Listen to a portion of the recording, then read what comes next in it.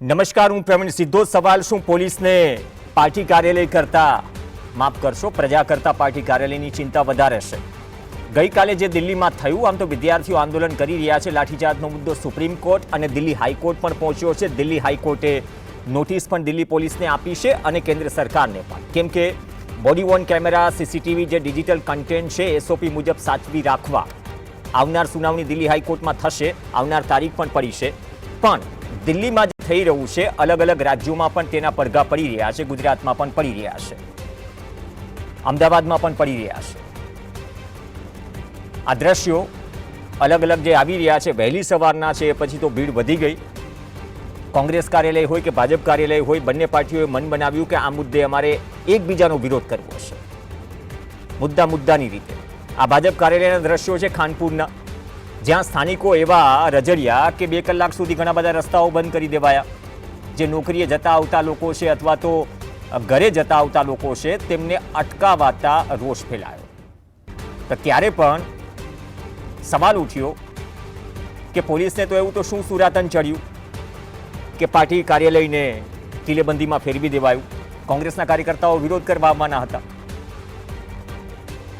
તો ખાનપુરમાં જે કંઈ પણ થયું એ જ પરિસ્થિતિ કોંગ્રેસ ભવન પાલડી ખાતે જે કાર્યાલય આવેલું છે ત્યાં થયું. કેમ કે ગઈકાલે લીડર ઓફ ઓપોઝિશન લોકસભામાં રાહુલ ગાંધીએ જે રીતે વડાપ્રધાન નિવાસસ્થાન બહાર ધરણા દીધા અને બાદમાં અખિલેશ યાદવથી માંડી કોંગ્રેસના નેતાઓ રાહુલ ગાંધી, પ્રિયંકા ગાંધી તમામની અટકાયત થઈ, મોડી રાત્રે છુટકારો થયો છત્રસાલ સ્ટેડિયમથી, તો આ વિરોધ પણ ગુંજ્યો અને એનો વિરોધ કરવા માટે ભાજપે આજે કોંગ્રેસ કાર્યાલય પહોંચી વિરોધ નોંધાવ્યો. એ જે દ્રશ્યો આવ્યા એ પણ ચોંકાવનારા હતા, કેમ કે અહીંયા પણ લોખંડી બંદોબસ્ત હતો. આ કોંગ્રેસ કાર્યાલયના દ્રશ્યો છે, બેરિકેડિંગ ત્યાં પણ હતું. કહેવાય છે કે 2000ની આસપાસ પોલીસ કર્મીઓનો બંદોબસ્ત હતો. અને એવા પણ આક્ષેપ લાગ્યા કે જે કોંગ્રેસના નેતાઓ છે તેમને કાર્યાલયમાં જ નજરકેદ કરવામાં આવ્યા. ધારાસભ્ય ઇમરાન ખેડાવાલા, પૂર્વ ધારાસભ્ય ગિયાસુદ્દીન શેખ અને કોંગ્રેસના નેતાઓને કાર્યાલયમાં જ નજરકેદ કરાયા, જેનો વિરોધ નોંધાવાયો. અને બહાર જગદીશ વિશ્વકર્માની આગેવાનીમાં વિરોધ થયો. પ્લે કાર્ડ્સમાં લખેલું હતું શરમ કરો, વિરોધ પક્ષના નેતા. પણ શરમ તો દરેક નેતાઓએ કરવાની જરૂર છે. જે રીતે લાઠીઓ પડી, જે રીતે પથ્થરબાજી થઈ, સેન્ટ્રલ ફોર્સિસના એક ઓફિસરને મીડિયાકર્મી સવાલ કરે છે કે નેમ બેજ કેમ નથી વર્દી પર? કહ્યું કે ગરમીના કારણે કદાચ નીકળી ગયું હશે. આ જવાબ કદાચ સામાન્ય જનતાને પણ ગળે નહીં ઉતરે. અથવા તો જે ફૂટેજીસ સોશિયલ મીડિયા પર વાયરલ થઈ રહ્યા છે એ ફૂટેજીસમાં એક વાત બહુ કોમન છે, ફંડિંગ ક્યાંથી આવે છે, આ બધું જ થશે. પણ જ્યારે પાર્ટીઓ એકબીજાનો વિરોધ કરે ને પ્રજા હાલાકીમાં હોય તો શું સમજવું? સુરાતન કાર્યકર્તાઓમાં પણ છે. ઘણા બધા મુદ્દે છે ને, ઘણા બધા મુદ્દે કેટલા કાર્યકર્તાઓ રસ્તા પર આવે છે. ઘણી વખત સવાલ એ પણ થાય કે વિપક્ષ રસ્તા પર નથી આવતું, વિપક્ષ રસ્તા પર નથી આવતું. આજે વિપક્ષ કાર્યાલયમાં જ નજરકેદ થઈ ગયું અને બાકી પ્રેસ કોન્ફરન્સ થાય છે. અને શું એટલા માટે જે કિલ્લેબંધીમાં ફેરવાયું હતું ભાજપ કાર્યાલય ખાનપુર, એટલા માટે શું કોંગ્રેસે વિરોધ કરવાનું માંડી વાળ્યું અથવા તો સમજાવટ કરવામાં આવી કે ભાઈ સ્થિતિ બગડશે? પણ હેરાન કોણ થયું? હેરાન આમ જનતા થઈ. કે પાલડી હોય કે પછી ખાનપુર હોય. ખાનપુર અને પાલડી આ બંને જગ્યાએ આ જ જોયું, મન બનાવી લીધું હતું તમામ બંને પક્ષના નેતાઓએ, કાર્યકર્તાઓએ કે અમે વિરોધ કરવામાં પાછળ ન રહી જવા જોઈએ. અને એક કાર્યક્રમ થાય તો ભીડ ઉતરી જાય. આ ભીડ પ્રજાના મુદ્દે છે કે પોતાના પાર્ટીના નેતાઓના બચાવ મુદ્દે? આ સવાલ પણ જનતા કરી રહી છે. બાકી આજે પણ ખાડો તો બુરાયા જ નથી. અમદાવાદમાં કેટલા પીડા પાટિયા અમદાવાદ મ્યુનિસિપલ કોર્પોરેશનના લાગેલા છે કે ચેતવણી, આગળ જાઓ તમારા રિસ્ક ઉપર. શું એ પાટિયા હટાવવામાં કોઈ નેતા રસ્તા પર આવશે અથવા કેટલા આવશે? આવ્યા આશા ગણ્યા ગાંઠ્યા. જો પ્રજાની જ પડી છે, પ્રજાના મુદ્દાઓની પડી છે, અથવા તો પ્રજા એમ કહી રહી છે કે આ કરીને તમે અમારા માટે હાલાકી ઊભી કરી રહ્યા છો. પહેલા જોઈએ અલગ અલગ બાઇટ્સમાં, એ પછી ખાનપુર હોય કે પછી પાલડી કોંગ્રેસ ભવન, શું કહી રહ્યા છે નેતાઓ અને જનતા. એ રીતે રાહુલ ગાંધી જે વિપક્ષના નેતા છે એને પણ રોડ પર ઢસડવામાં આવે, એને પણ જબરજસ્તી કરીને ધરપકડ કરવામાં આવે. પ્રિયંકા ગાંધી જે કોંગ્રેસના સંસદ સભ્ય છે એમની સાથે પણ બદસલુકી કરવામાં આવે. જે રીતે જોર જુલમ ને અત્યાચાર આખા દેશમાં થઈ રહ્યો છે એની સામે વિરોધ છે. જે અત્યાચાર થાય છે એના માટે નરેન્દ્ર મોદી ને જનરલ ડાયર અમિત શાહ આ દેશના લોકોની માફી માગે.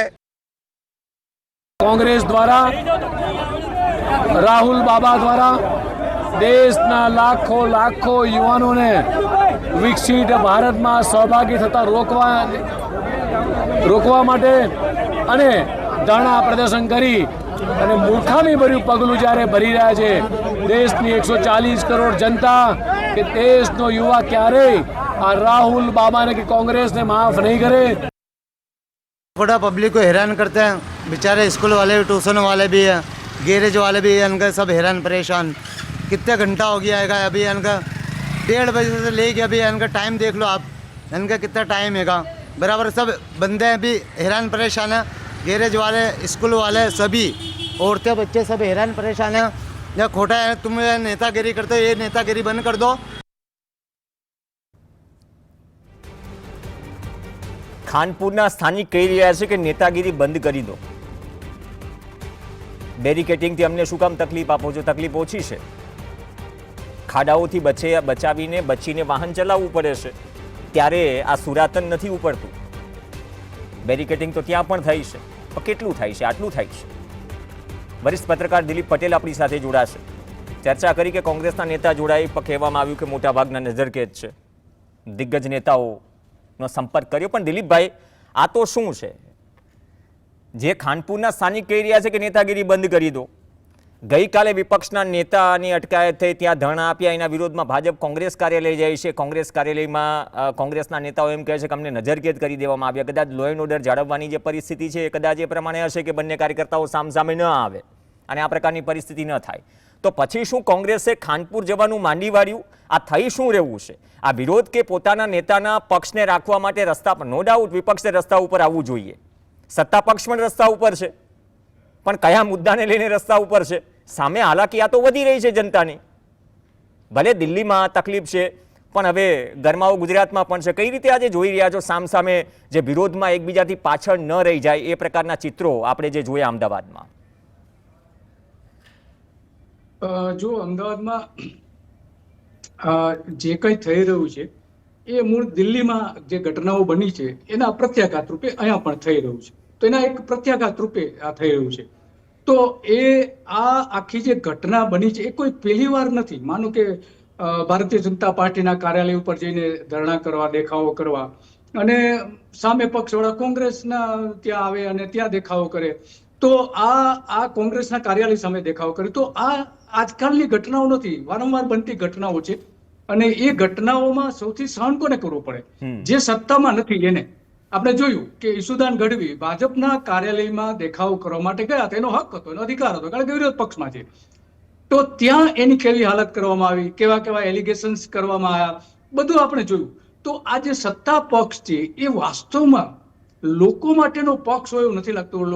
લોકોના પ્રશ્નોને વાચા આપવી એ વિરોધ પક્ષની ફરજ છે, એની જવાબદારી છે. તો એ જવાબદારી નિભાવતા હોય છે. તો એની સામે જ્યારે સત્તા પક્ષ હોય એ સત્તા પક્ષ પોતે વિપક્ષ તરીકેની ભૂમિકા ભજવવા લાગે છે. તો આ ગુજરાતમાં મને વિચિત્ર પ્રકારની પરિસ્થિતિ દેખાય છે.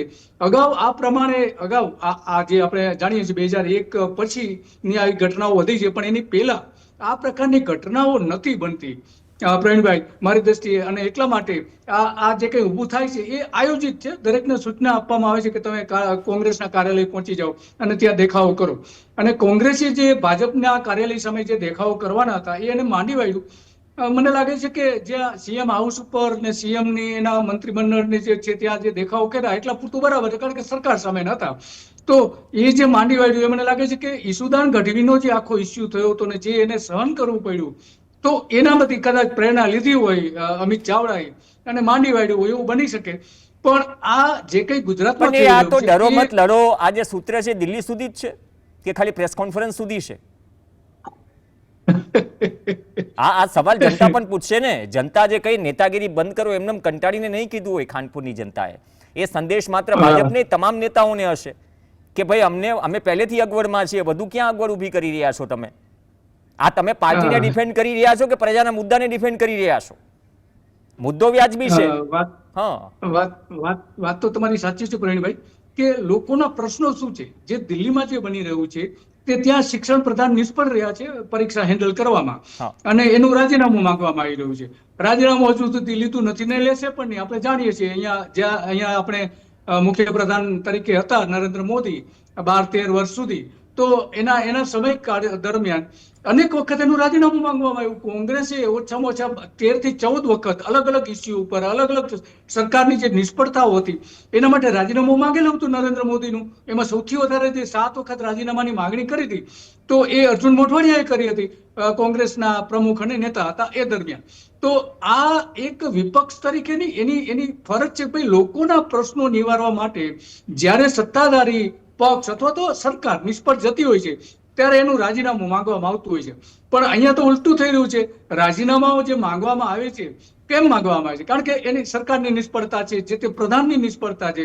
આપણે જાણીએ છીએ કે ગુજરાતમાં જેટલા પણ કૃષિ પ્રધાનો આવ્યા છે, જેટલા પણ, એ તમામના રાજીનામા માંગવામાં આવ્યા છે. અત્યાર સુધી જેટલા થઈ ગયા છે ભારતીય જનતા પક્ષના, એના અગાઉના મને બહુ ખબર નથી, પણ ભારતીય જનતા પક્ષ સત્તા ઉપર આવી ત્યારથી બેચર ભાદાણીથી લઈને આજ સુધીના જેટલા પણ કૃષિ પ્રધાન થઈ ગયા તમામના રાજીનામા માંગવામાં આવ્યા છે. કારણ કે સરકાર એ મુદ્દા ઉપર અનેક વખત નિષ્ફળ નીવડી છે, અને એ નિષ્ફળતા જોતા આપણે કહી શકીએ કે જે 4 મુખ્ય પ્રધાનો થયા ગુજરાતમાં 2001 પછી, તો 4 મુખ્ય પ્રધાનોના રાજીનામા માંગવામાં આવ્યા હતા, પણ એક પણ વખત રાજીનામું અપાયું નથી. નરેન્દ્ર મોદીનું લગભગ 12 થી 13 વખત નરેન્દ્ર મોદીના અલગ અલગ ઇસ્યુ, સ્નૂપગેટ કૌભાંડ હોય, જંત્રી કૌભાંડ હોય કે અનેક પ્રકારના કૌભાંડ હોય, તો એમાં એના રાજીનામા માંગવામાં આવ્યા હતા. હરેન પંડ્યાની હત્યા થઈ ત્યારે પણ રાજીનામું માંગવામાં આવ્યું હતું. તો રાજીનામું માંગવું એ વિપક્ષનો અધિકાર છે, પણ અહીંયા તો ઉલટું જોવા મળી રહ્યું છે. શાસક પક્ષ કોંગ્રેસના કાર્યાલય ઉપર જઈને આ રીતે દેખાવો કરી રહ્યું છે. તો આ કયા પ્રકારનું તંત્ર ચાલી રહ્યું છે કઈ સમજ નથી પડતી.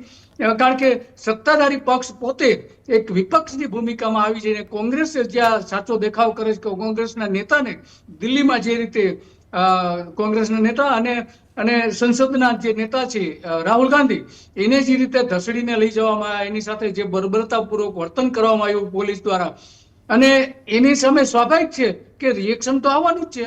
સરકારે પગલું ભર્યું છે એટલા માટે એની સામેનું રિએક્શન છે. તો અહીંયા તો સરકાર પોતે, સરકારમાં જે સત્તામાં જે પક્ષ છે એ પોતે જ અહીંયા વિરોધ કરી રહ્યો છે. પોતાની નિષ્ફળતા ખરેખર સ્વીકારવી છે કે હા, કે ભાઈ શિક્ષણ પ્રધાન નિષ્ફળ છે તો એને રાજીનામું આપી દેવું છે. ગુજરાતમાં પણ આપણે જાણીએ છીએ કે 24 વખત પેપર લીક થયા છે, 24 વખત પેપર લીક થયા છે અને પરીક્ષાઓ રદ કરવી પડી છે. તો ત્યારે પણ રાજીનામું માંગવામાં આવ્યા હતા, નથી આપ્યું રાજીનામું. તો આવા ઘણા બધા પ્રશ્નો છે પ્રવીણભાઈ, કે જ્યારે સત્તા પક્ષ પોતે તમામ મર્યાદાઓ ભૂલીને જ્યારે જે વિપક્ષ પ્રજાની વાત કરી રહ્યો છે એ ઢાંકી દેવા માટે આ રીતે કોંગ્રેસના ઓફિસ જઈને, પાલડીમાં જે આવેલી છે આપણે જાણીએ છીએ, ત્યાં જઈને દેખાવો કરે અને આ રીતનું વર્તન કરે, એ મારી દ્રષ્ટિએ. એટલે તમે કીધું કે ઈસુદાન ગઢવીના પ્રકરણ બાદ એવું કંઈ ન થાય એના માટે પ્રેરણા લીધી, અથવા બીજું કોઈ કારણ છે વિરોધ ન કરવાનું અથવા જવાનું નહીં? હવે આસાનીથી કહી દે કે ધારાસભ્ય પગથિયા પર બેઠેલા છે. હું ફરીથી કહું છું, લો એન્ડ ઓર્ડર જાળવવાનું કામ પોલીસનું છે, એને જે લાગ્યું હશે કર્યું હશે, પણ સામે સત્તા પક્ષના કાર્યકર્તાઓ વિરોધ કરી રહ્યા છે, અને એ કાર્યાલય અંદર જ વિપક્ષના નેતાઓને નજરકેદ કરાયાના આક્ષેપ છે. આ નજરકેદમાં તો હવે બહાર આવી ગયા હશે ને, અને પછી પૂરું, એમ એક ઇવેન્ટ પૂરી થાય એટલે પૂરું. સોશિયલ મીડિયામાં વિડીયો ગયા, બાઇટ આપી દીધી એટલે પૂરું. મુદ્દો તો ત્યાં ને ત્યાં છે ને, મૂળ વાત એ છે. હા, એ તો પ્રવીણભાઈ આપણે જાણીએ છીએ કે કોંગ્રેસ જે સાચા અર્થમાં સાચા દિલથી લોકોના પ્રશ્નો ઉઠાવવા જોઈએ, લોકો માટેનો જે વિરોધ કરવો જોઈએ, એના પ્રશ્નો સારી રીતે રજૂ થવા જોઈએ, એ ગુજરાતમાં ક્યાં કઈ રીતે થઈ રહ્યું છે આપણે જાણીએ છીએ સારી રીતે. અને એટલા માટે તો લોકો અત્યારે આપણે જાણીએ છીએ કે ચૂંટાતા નથી. જે સરકાર આવવી જોઈએ, સરકાર લેવા માટેના પ્રયત્નો જે સાચા દિલથી કરવા જોઈએ, લોકોના પ્રશ્નો ઉઠાવવા જોઈએ, એ ઉઠાવવામાં આવતા નથી. અને એટલા માટે આ જે કંઈ થાય છે એ માત્ર દેખાવ પૂરતું અને રેકોર્ડ ઉપર રહે કે ભાઈ દિલ્હી નોંધ લે કે હા અમે આવું કર્યું હતું, એટલા પૂરતું કરે છે. બાકી અમિત ચાવડા ધારે તો આમાં ઘણું બધું થઈ શકે છે. મુખ્યપ્રધાનના નિવાસ સ્થાને અથવા તો એની આસપાસ જઈને જે કંઈ દેખાવ કર્યા એ બરાબર કર્યા છે, કંઈ ખોટું નથી. કારણ કે કેન્દ્ર સરકારે અને દિલ્હીમાં જે કંઈ વર્તન કર્યું છે એના પ્રત્યાઘાત રૂપે અહીંયા સ્વાભાવિક છે કોઈ એક પક્ષ દ્વારા એનું રિએક્શન આવતું હોય છે, અને એ પ્રમાણે એનું રિએક્શન આવ્યું છે. પણ આ વાસ્તવમાં જે રીતે લોકોના અવાજ ઉઠાવવો જોઈએ, લોકોના પ્રશ્નો ઉઠાવવા જોઈએ, માત્ર ને માત્ર પ્રેસ કોન્ફરન્સ પૂરતી, પ્રેસ નોટો પૂરતું અત્યારે દેખાઈ રહ્યું છે. લોકોની વચ્ચે જઈને કોણ અત્યારે કોણ જઈ રહ્યા છે? પાલભાઈ આંબલિયાર જે રીતે ખેડૂતોના પ્રશ્નો લઈને પદયાત્રા નીકળ્યા છે અને ખેડૂતોના પ્રશ્નો માટે જે રીતે લડી રહ્યા છે, તો અમિત ચાવડા લડે છે ખરા એ રીતે? સવાલ એ આવીને ઉભો રહે છે. તો એટલા માટે ખરેખર તો વાસ્તવમાં એને વિરોધ પક્ષના સાચા નેતા બનવું છે, ધારાસભ્ય પણ છે. તો એમણે વાસ્તવમાં લોકોના જે પ્રશ્નો, કેટલા બધા પારાવાર પ્રશ્નો અત્યારે ગુજરાતમાં છે, પારાવાર વીજળીના કેટલા બધા પ્રશ્નો છે, ખેડૂતોના ખેતરમાં બળજબરીપૂર્વક અત્યારે પણ થાંભલાઓ નાખવામાં આવી રહ્યા છે. સરકારે એની વળતરની નીતિ જાહેર કર્યા પછી પણ ઓછામાં ઓછી 10 જેટલી ઘટનાઓ બની છે કે જ્યાં બળજબરીપૂર્વક કોઈ પણ જાતનું વળતર આપ્યા વગર ખેડૂતોના ખેતરમાં થાંભલાઓ નાખી દેવામાં આવી રહ્યા છે.